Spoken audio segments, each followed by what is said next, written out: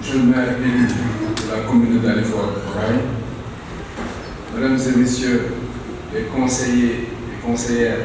municipaux élus de la commune de Dalifort-Forail, mesdames et messieurs les membres du personnel de la mairie de Dalifort, chers journalistes, mesdames et messieurs, chers invités. La cérémonie qui nous réunit aujourd'hui est une tradition administrative bien ancrée qui consacre le passage de témoins entre élus de l'administration décentralisée, investis des populations qui choisissent souverainement à chaque fois et à chaque étape à qui confier leur confiance et leurs espérances. Cela étant dit, je me tourne vers l'équipe nouvellement élue et au premier chef vers vous, nouveau maire élu de la commune de Dalifort-Forail, M. Mamadou Meng Di Bayou.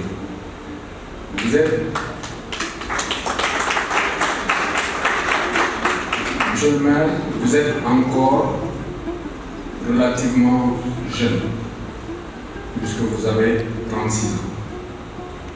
Comme l'on sait, la valeur n'attend pas le nombre des années.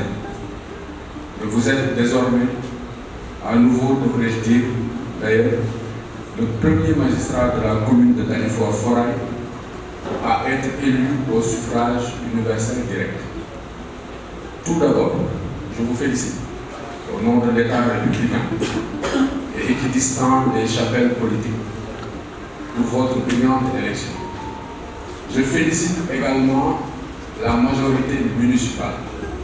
et tous les élus que vous êtes, vous, conseillers municipaux. La jeunesse, c'est sous ces auspices que je veux placer cette installation. Car la jeunesse sénégalaise vient de briller à la face du monde et au plan continental. En effet, nul ne l'ignore, nos valeureux et jeunes lions du football viennent de remporter de haute lutte leur premier sacre continental à la Coupe d'Afrique des Nations, à Yaoundé. On dit que la jeunesse est la fièvre qui maintient la société à température constante. Mais nos jeunes lions de la Teranga ont été aussi conduits dans leur épopée par un senior, leur coach. Cette victoire s'adresse donc à toutes les générations et transcende les âges et les sexes. Hommes, femmes, vieux, jeunes travailleurs, sans emploi, dirigeants et administrés. L'ensemble des Sénégalais se sont réveillés cette semaine dans un seul et même élan du cœur, dans une belle union sacrée. La lecture que nous faisons aussi de cet événement historique est que quand la nation est au devant, tous les clivages sont transcendés et laissés de côté. Je veux parler des clivages politiques, au premier chef. Désormais élu de la commune de Dalifort-Forail, vous êtes au service de tous les habitants de Dalifort-Forail, sans exclusive commune, sans exclusive aucune. Une fois de plus, il est heureux qu'après la rivalité politique, bien naturelle cependant, des joutes électorales qui ont culminé pendant le scrutin du 23 janvier dernier, l'actualité heureuse de cette semaine vienne nous rappeler de façon si intense que nous sommes un seul peuple, unis par une même foi, un même but et un destin commun. Je le maire élu, cher Mamadou Meng, et j'inclus dans cette adresse tous les conseillers municipaux également élus avec vous. Vous héritez d'une belle commune, Dalifort-Forail, aux visages divers et aux potentialités très prometteuses. Avec sa population d'environ 40 000 habitants et ses 21 quartiers, c'est une commune dynamique qui enregistre un taux de croissance supérieur à la moyenne nationale. Dans les cités de votre commune, on croise notamment des canaux,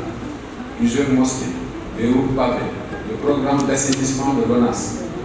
la mairie bien sûr, le marché auparavant dit du vendredi, le marché hebdomadaire, et la société bien connue Seras ou Sogas pour l'abattage de ses moutons, le grand marché aux poissons et le garage des beaux maraîchers.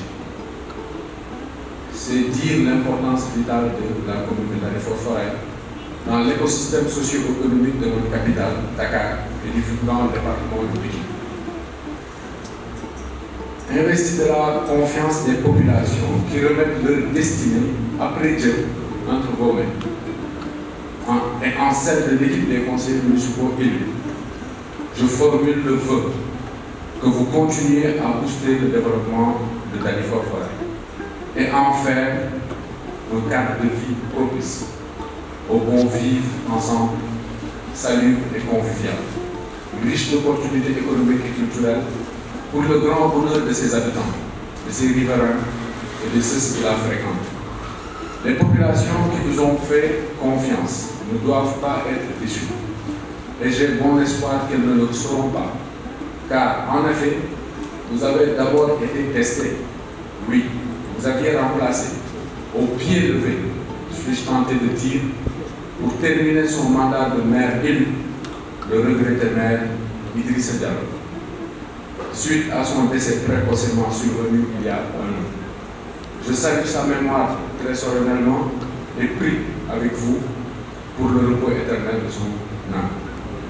Ceci m'offre l'occasion de saluer le travail abattu par feu le maire Idrissa Diallo.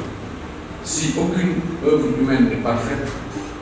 il a fait ce qu'il pouvait dans la conduite des affaires de la commune de Dalifort-Foret, avec son style de management, ses qualités humaines et son équipe. Il a en tout cas eu une reconnaissance unanime et nationale de ses qualités et de son engagement à servir suite à son décès prématuré. Monsieur Mamadou Meng, monsieur le maire élu, dans ce vaste chantier qui est le développement dans la commune de Dalifort-Foret, comme votre prédécesseur dont vous étiez devenu l'alter ego, je vous souhaite de travailler avec engagement et acharnement. Vous aurez à vos côtés l'accompagnement des conseillers municipaux, du personnel de la mairie, de vos collaborateurs, des populations, des partenaires de cette population. Mais vous aurez aussi à vos côtés, et ces services déconcentrés que j'ai l'honneur de représenter ici, en cette belle circonstance, dès l'instant où vous êtes élu, vous êtes vous-même à la tête d'un démembrement décentralisé de l'État, qui est votre commune de Dalifort-Foret. L'État et les collectivités locales sont la monnaie d'une seule et même pièce. Les deux pieds d'un même corps au-dessus duquel se trouve cette mystique républicaine qu'est le concept de nation, une et indivisible. C'est le lieu de rappeler une adage de notre territoire, de notre terroir, qui illustre fort justement cette situation. Sénégal, ben bokk la kenn mënu ko xar ñaar. L'État, monsieur le maire, est votre allié et votre partenaire naturel. Nous entendons à ce qu'il reste.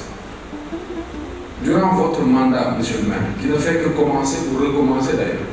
l'État compte fortement sur vous et sur les conseils municipaux pour continuer à insuffler une belle dynamique de partenariat et de collaboration avec l'administration et une fructueuse collaboration entre tous les acteurs territoriaux et étatiques que nous sommes. Pour rappel, à l'initiative de l'État, la Banque mondiale a financé une partie de l'infrastructure de Dalifort-Foret en matière d'évacuation des eaux de flux pendant l'hivernage. Et ce, après la réalisation de l'autoroute à péage. Une enveloppe de près de 10 milliards a été financée par l'État du Sénégal, la Banque arabe pour le développement économique de l'Afrique et le Fonds de l'OPEP pour le développement international pour changer le cadre de vie des populations de la cité Hacienda, Soleil, Assurance, Marine, Eaux et Forêts, Belvédère et le cœur même de Dalifort et assainir le périmètre en profondeur. C'est dire que nous sommes à vos côtés et nous le resterons. Je réitère ici solennellement donc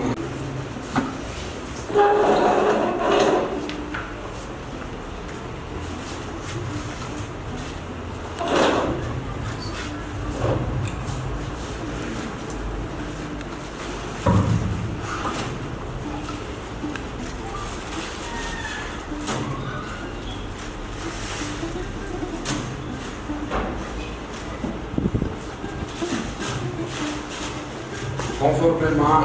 à la loi et en ma qualité de représentant de l'État auprès de la commune de Dalifort-Foirail, je vous installe, monsieur le maire élu, Mamadou Mendy, officiellement dans vos fonctions de maire de la commune de Dalifort-Foirail.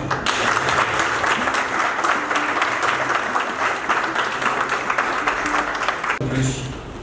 je vous félicite et vous souhaite plein succès dans vos nouvelles fonctions à la tête de la commune de Dalifort-Foirail. Merci à tous de votre aimable attention. Honorable député Aouniam, très cher conseiller, aujourd'hui c'est un jour solennel, un jour historique pour ce qui me reste.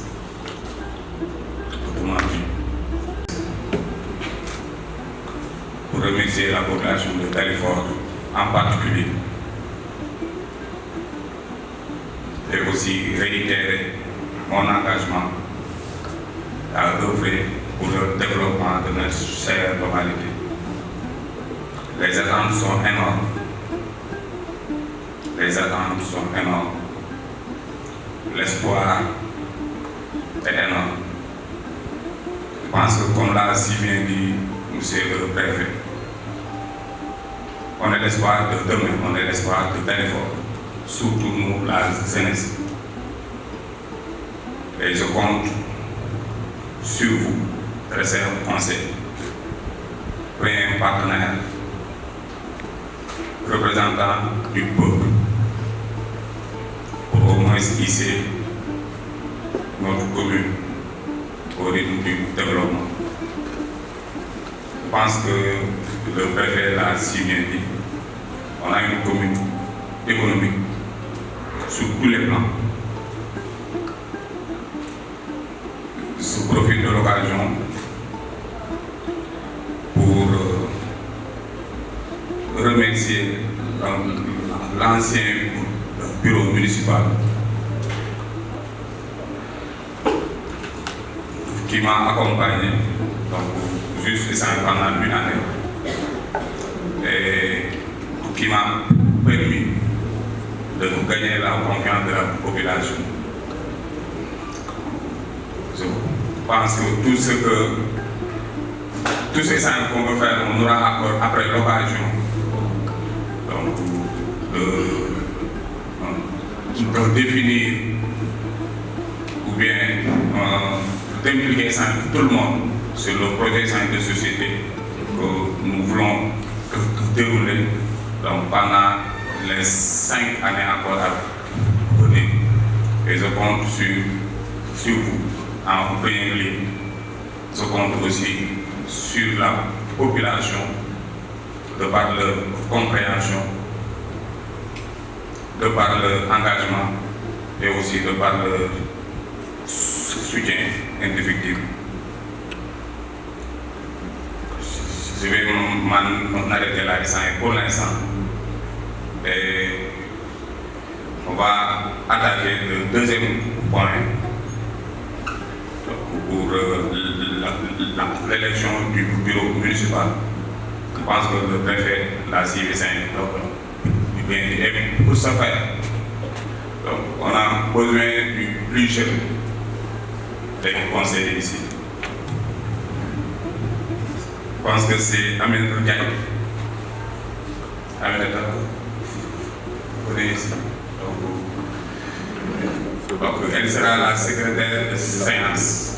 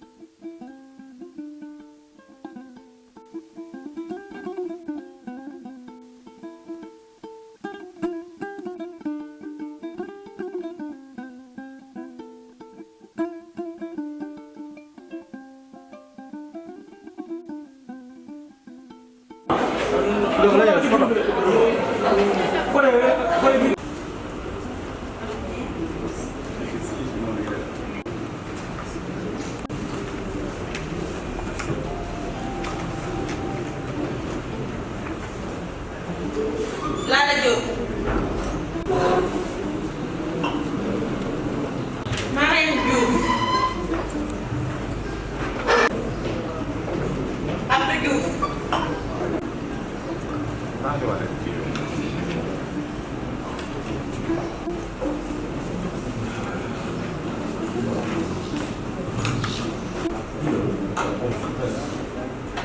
Mokhtar Fall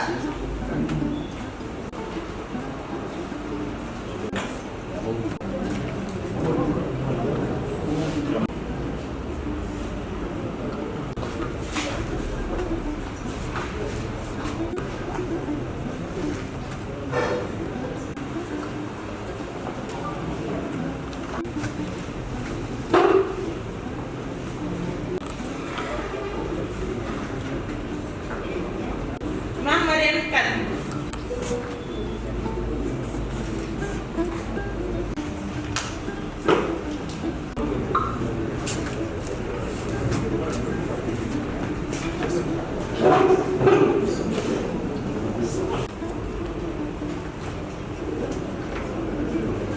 Ali Balo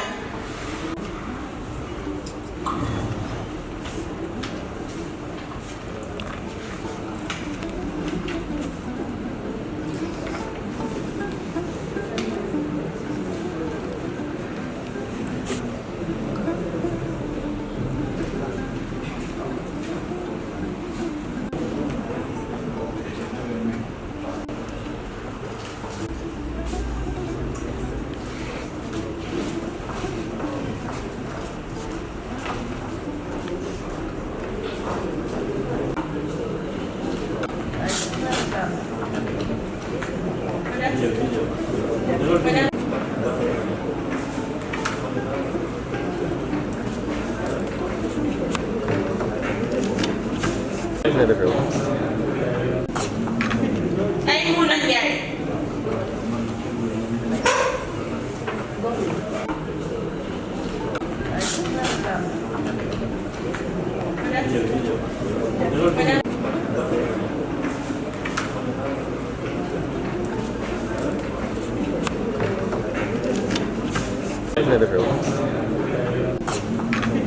Aïmouna Ndiaye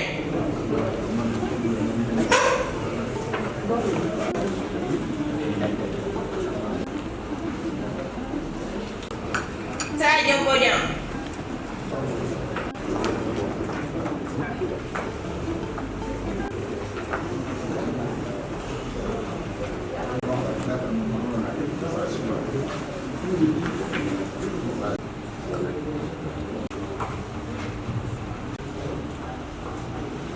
Laysen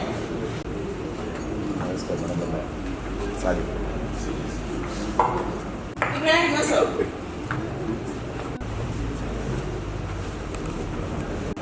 Aïssatou Sakassi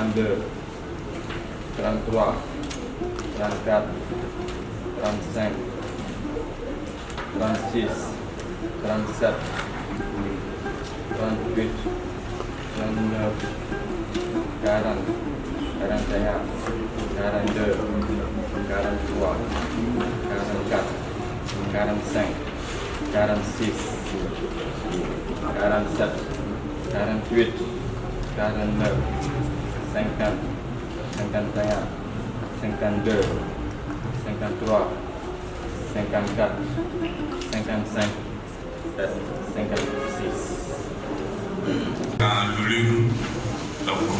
correspond au nombre de conseils. Donc, je pense qu'il y avait 54 présents, plus Abdoulien, plus procuration. Je pense qu'on peut procéder pour un dépouillement.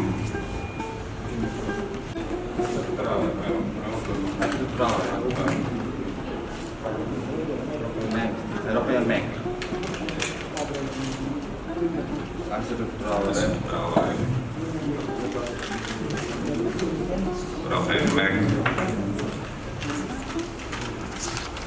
Aïssatou Traoré, Aïssatou Traoré, Aïssatou Traoré, Aïssatou Traoré, Aïssatou Traoré,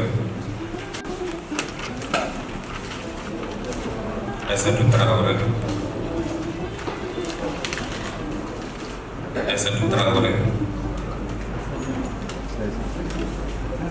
Raphaël Mbengue, Aïssatou Traoré, Raphaël Mbengue, Aïssatou Traoré,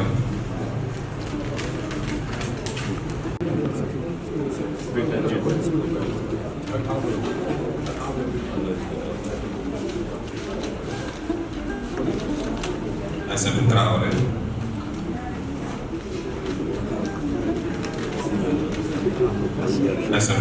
Raphaël Mbengue, Raphaël Mbengue, Aïssatou Traoré, Aïssatou Traoré, Aïssatou Traoré,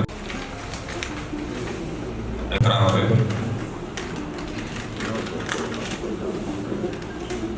Raphaël Mbengue, Aïssatou Traoré,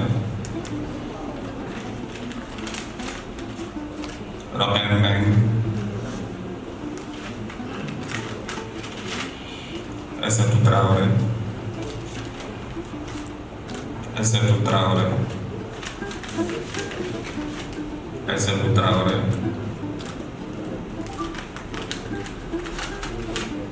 Raphaël Mbengue, Traoré, Raphaël Mbengue,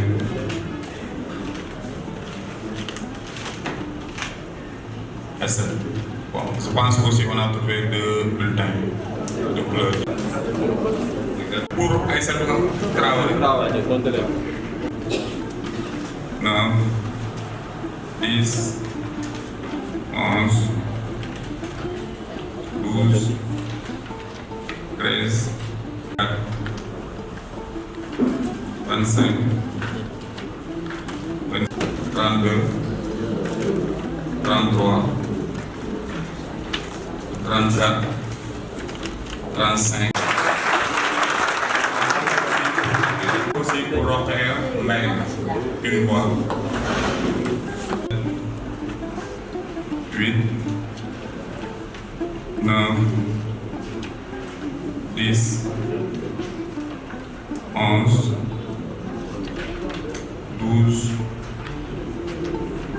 13, 14, 15,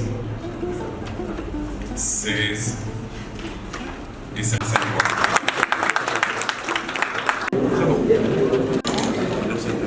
plus de 28 plus 1, qui est la majorité absolue. Donc elle a 36,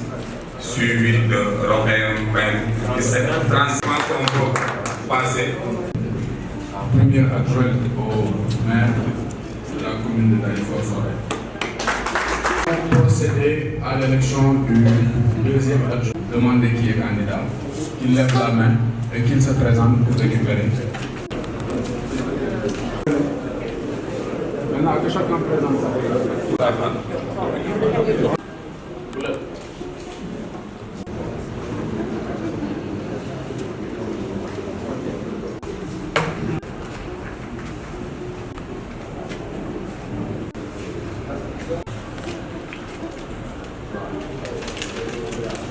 Abdou Diouf,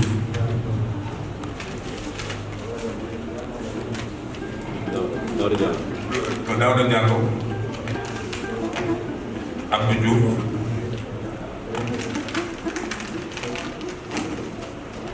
Abdou Diouf, Abdou Diouf, Abdou Diouf, Abdou Diouf, Ibrahima Ndiaye, Ibrahima Ndiaye, Abdou Diouf, Abdou Diouf,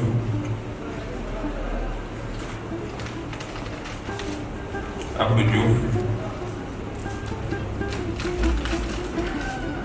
Abdou Diouf,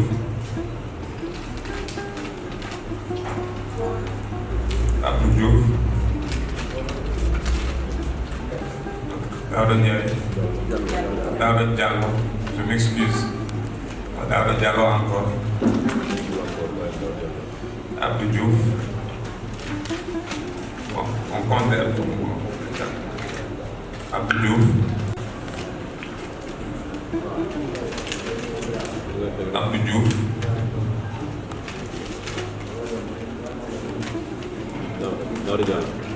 Daouda Diallo, Abdou Diouf,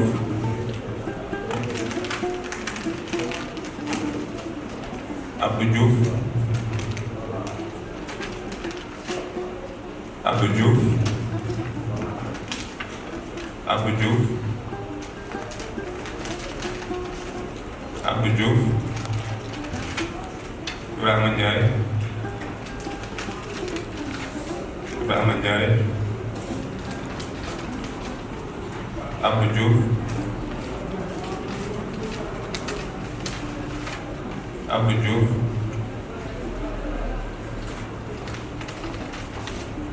Abdou Diouf, Abdou Diouf,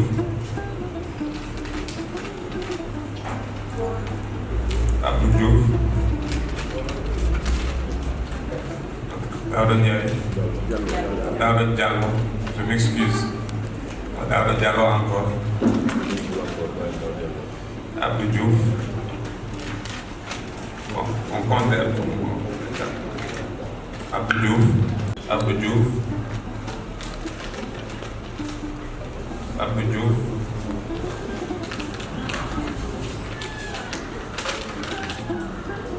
Ibrahima Ndiaye, Daouda Diallo, Ibrahima Ndiaye, Abdou Diouf, Daouda Diallo, Daouda Diallo,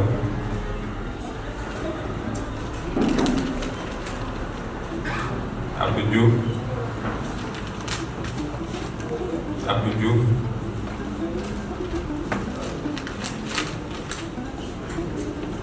Daouda Diallo, Daouda Diallo, Daouda Diallo, Abdou Diouf,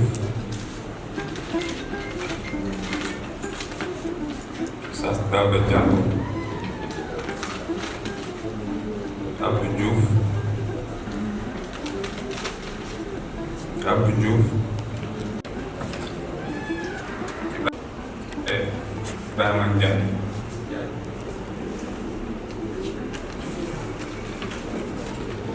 Abdou Diouf, une voix, 2 voix, 3, 4, 5, 6, 7,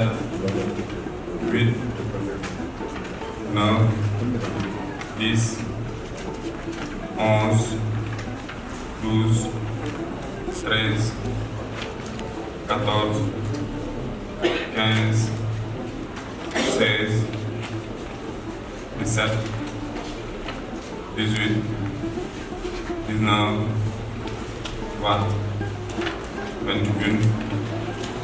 22, 23, 24, 25, 26, 27, 28, 29, 30, 31, 32.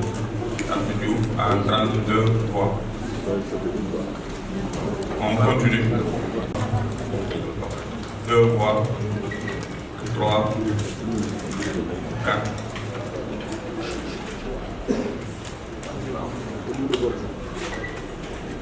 4, allez-y. 5, 6, 7, 8,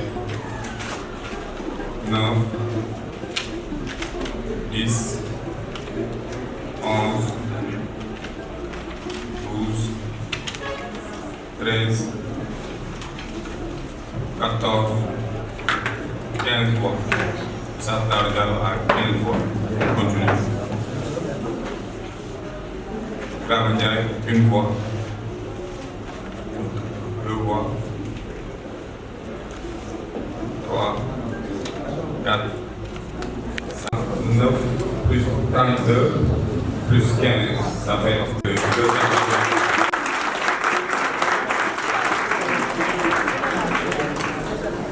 Au moins 1 minute pour distribuer. Deuxième adjoint au maire. Donc, qui sommes candidats?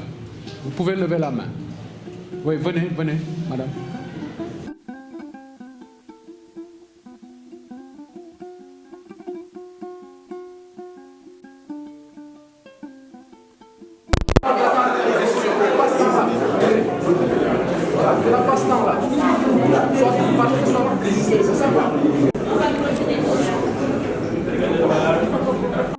Sur la couleur jaune. Madame Siro Khayambay, la couleur bleue. Je me retire.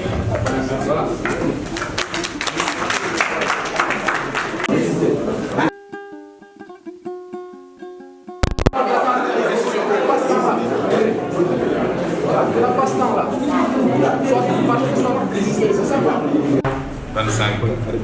26.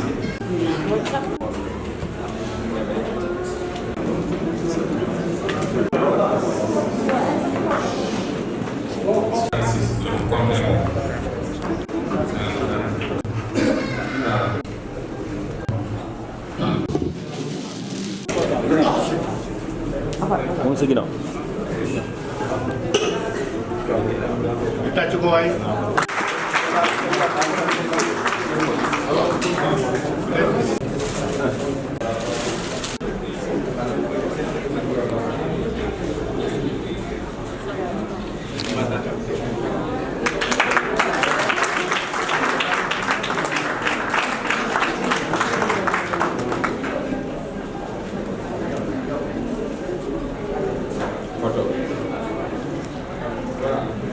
Donc,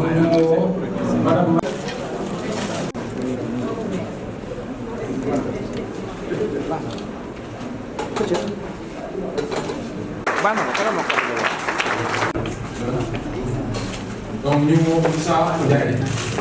élu après.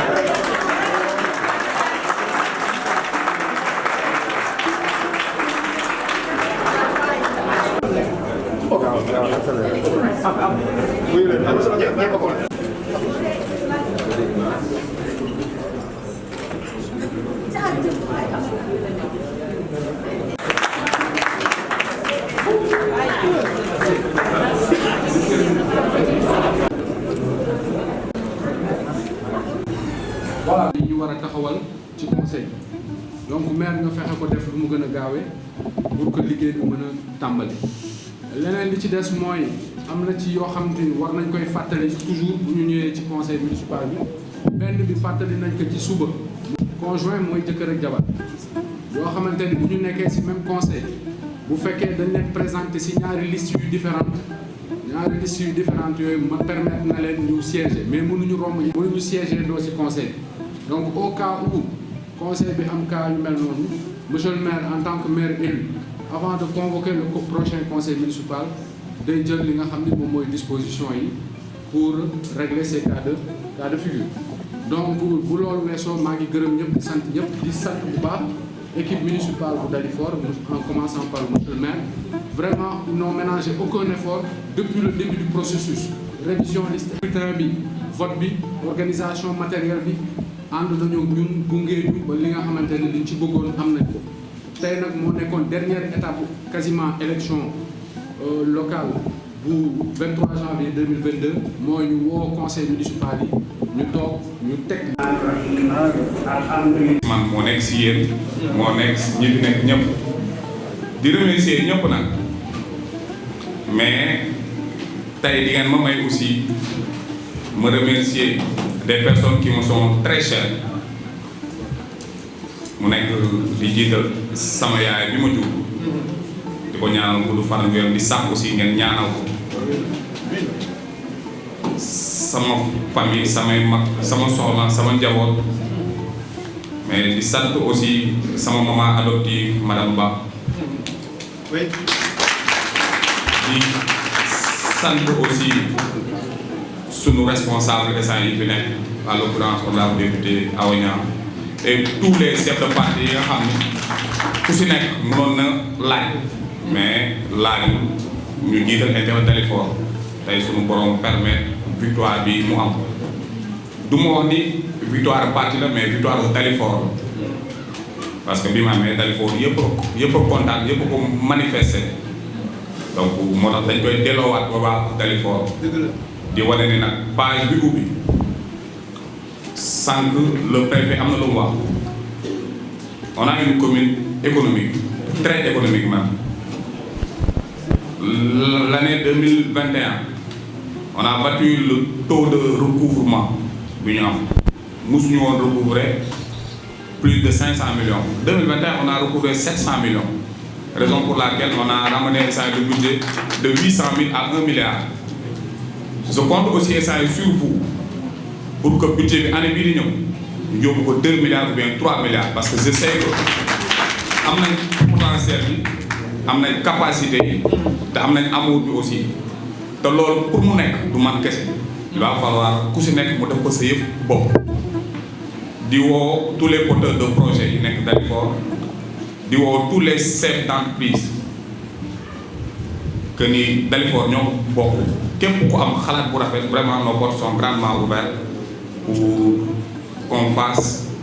donc beneen Dalifort donc wax ji lu mën a bëri parce que le sous-préfet dafa am feneen ak feneen fu mu war a dem du ma ko retenir encore une fois la jeunesse moom laa njëkkee samay kàddu nee naa la jeunesse elle est femme seen taxawaay donc kenn du ko natable seen engagement kenn du ko natable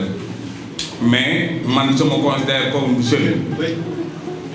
ñun Sénégal moo ñu yaakaar je ne dirais même pas Dalifort ñun la jeunesse parce que lépp doole moo koy def lépp xale moo koy def donc di woowaat encore une fois comme ni ma woowee sama bopp si engagement boobu noonu si amour boobu noonu donc di ko woo jeunes yëpp di ko woo aussi les femmes parce que on ne peut pas parler de développement sans les femmes donc di sant encore une fois ñëpp asalaamaaleykum wa rahmatulah wa barakatuh. Mesdames, Messieurs les adjoints au maire, chers conseillers, chers invités, honorable député Awa Niang, je pense que damay répéter waat rek ce que j'ai l'habitude de dire. Donc je pense que sànq bi ñuy wax man ak préfet mais ma naan maa ngi ñaan yàlla que yeneen installation yi na mel ni Dalifort parce que Dalifort a été toujours cité en exemple de par notre discipline, de par notre esprit patriotique et de par notre engagement. ñëpp xam nañ en général installation bureau municipal ni muy demee mais tey Dalifort ñu ñëw ñu def ko ak mat bu mat sëkk donc du ma def lu dul remercier sargal le conseil municipal di santaat encore une fois la population de Dalifort Foirail mi nga xam ne tey ñoom ñoo permettre lii mën a am parce que lu jiit njaag rek ñoom ñoo njaag di sant sunu kilifa yi les imams les délégués de quartier les notables parce que sans yéen mënuñu dem tey sunu borom suturaal lañu ngeen encadré ñu élection yi nii ce n'est pas évident ni mu mel nii je peux dire qu'à 90% les candidats étaient des candidats jeunes te ñëpp xam nañ jeune nu mu mel ak fukk bi mu àndal mais Dalifort processus bi yëpp kenn déggu fi incident def nañ ko si ak mat bu mat sëkk def nañ ko ak dal def nañ ko aussi ak esprit patriotisme wane nañ ni Dalifort ñun ñoo bokk si même lancé moom laay profité si occasion bi di woo tous les candidats et candidates que Dalifort ñun ñoo ko bokk élection yi jeex na aujourd'hui on n'est pas là pour fêter une victoire mais c'est le début du commencement. Dalifort dañu sas pas man kese lañ sas mais tout le conseil municipal parce que une population aux environs 40 000 habitants on est juste 56 ñu censé représenter la population de Dalifort Foirail bu ñu xeeb bu ñu Dalifort xeeb bu ñu ne cam wala bu ñu ne ay bu ñu yëgoon moo tax si même lancé boobu noonu damay woote au travail parce que Dalifort est en chantier et notre ambition est d'en faire un Eldorado donc lu bari manqué na fi lu bari commencé nañ ko mais ñun ñoo war a mottali li si des donc di woowaat aussi sama mbokk conseil ni xam ni une fois ñu dugg fii nii donc bien vrai que ni parti bu ñu fi indi mais on est censé représenter la population donc peut-être coloration bu parti politique bi teg ko fële ñu xam ni li ñu bokk moo gën a fort les appartenances partisanes ñu jiital intérêt Dalifort fàtte tuuti intérêt parti bu ñu génnee mën nañ def de la politique mais j'ai confiance parce que wane nañ ko wanati nañ ko wane nañ ko damay sant yàlla rek parce que amaana ñun ay jullit lañ te lépp lu ñu commencé dañ ko doon commencé ñaan amaana ñaan yi ñu commencé woon si période campagne électorale mooy topp ba tey skill bi ñu koy ubbeewuñ ñaan mais suñu bopp dafa si dal donc xam naa ne bu ñuy tëj moom dinañ ko tëjee ñaan parce que bu ñuy tëj procédure électorale mais dañuy ubbiwaat beneen page 5 ans yi page bi tey lay ubbiwaat pour ñun le conseil municipal donc am na ay imam yu fi nekk après nañ sàkk ñaan ci ñoom mu ñaanal tout le conseil municipal ñoom wér ak dal ak fekkee parce que sans la paix on peut rien faire sans l'union des cœurs mënuñu atteindre benn objectif donc je pense que avec liñ def Coupe d'Afrique bi Sénégalais yëpp wane ni ñun benn objectif la ñu am wane nañ ko donc ñu demee Dalifort dañoo wane ni benn objectif la.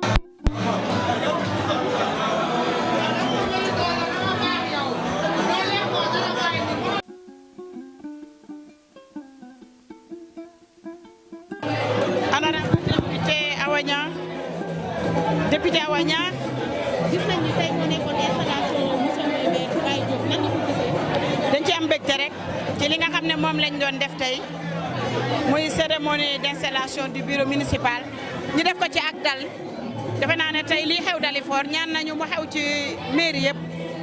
ndax ñëw nañu def élection de manière démocratique ñu voté ñi nga xamante ne mooy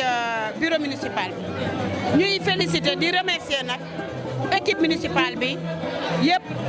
waaye rawatina nag les conseillers de Benno Bokk Yaakaar parce que tey jël nañ ñoom ñëpp seen voix voté candidat yi nga xam ne moom la Benno Bokk Yaakaar proposé woon loolu waral tey vraiment ñoom ñëpp ñu nekk adjoint au maire ñu leen di ñaanal rek yàlla na leen jig waaye di bàyyi xel nag que ne dëkk bi bari na lu ñuy xaar si ñoom ñu gën a góorgóorlu yaakaar bi nga xam ne dëkk bi am na ko muy Dalifort projet yi nga xam ne mi ngi nekk en cours yàlla matale leen ñu eggale ko ci jàmm ak salaam.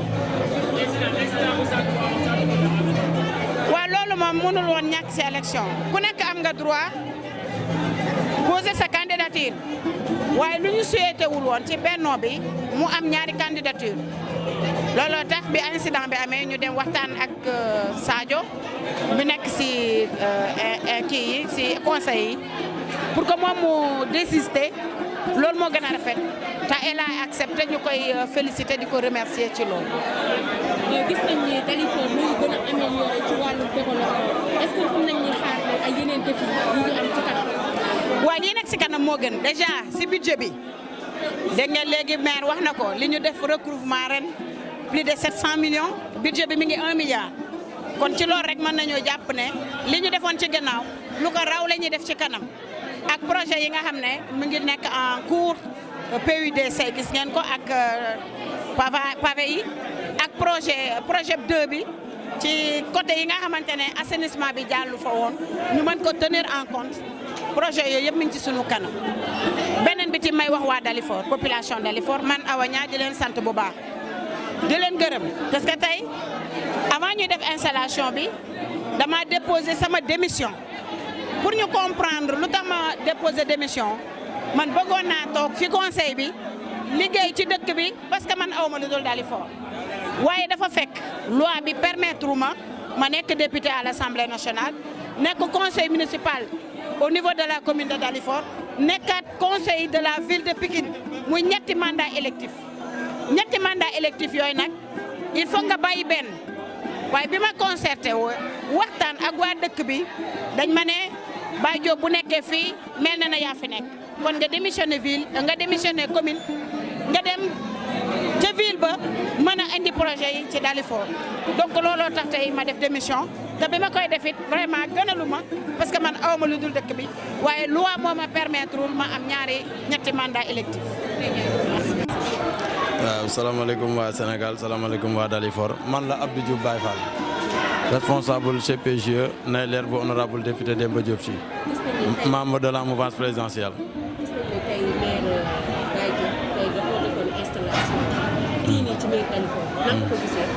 waaw macha allah ginnaaw bi ñu sant yàlla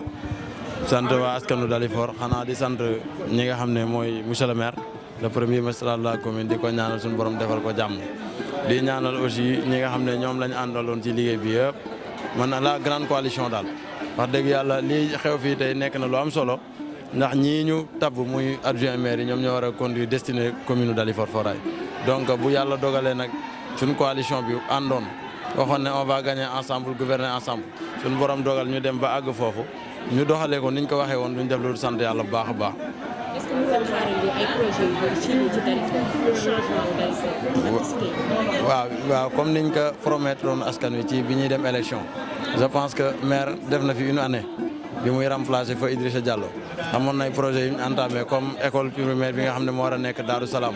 aussi projet 2 bi ñëw na pour ñu mën a assainir la zone de Darou Salam et ses sous-quartiers. Ensuite amoon nañ yeneen projet yoo xam ne ñu ngi ci doon waxtaan pour problème mu bassin yi ak li nga xam ne aussi mooy extension case de santé poste de santé bi nekk Darou Salam ak yooyu loolu lépp ay projet yoo xam ne la ak leneen loo xam ne mënuñ ko lim lépp fas yéene nañ ko ci suñu mandat bi réaliser quoi Dalifort ndax bindoon nañ ko sur un papier présenté ko askan wi yëpp. lan lay def. waaw xanaa sant yàlla rek parce que affaire yi moom